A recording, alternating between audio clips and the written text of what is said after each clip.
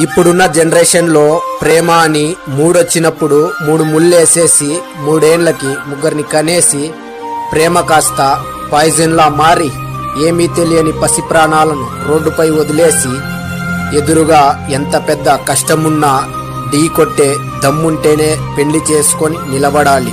మనల్ని నమ్ముకున్న వాళ్ళని నిలబెట్టాలి. Please do subscribe Kadapa Srihari YouTube channel.